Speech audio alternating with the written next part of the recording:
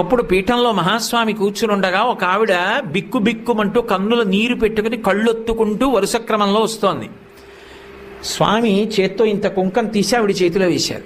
ఆవిడ తీసుకోకుండా చెయ్యి వెనక్కి తీసేసుకొని కళ్ళ నీళ్లు పెట్టుకుని పక్కకి వెళ్ళిపోయింది. అందరూ వచ్చి అయ్యో అయ్యో అయ్యో మహాస్వామి చేత్తో కుంకం ఇస్తే పుచ్చుకోవా, ఇంతకన్నా అన్యాయం ఉందా, పుచ్చుకోమ్మా అన్నారు. ఆవిడంది కాదు, నా భర్త మరణించాడు, ఆయన శరీరం కూడా లభించలేదు, అటువంటి వాడికి ఉత్తరక్రియలు ఎలా చెయ్యాలని అడగడానికి వచ్చాను భర్త మీద ప్రేమతో, నాకు కుంకం ఏమిటండి.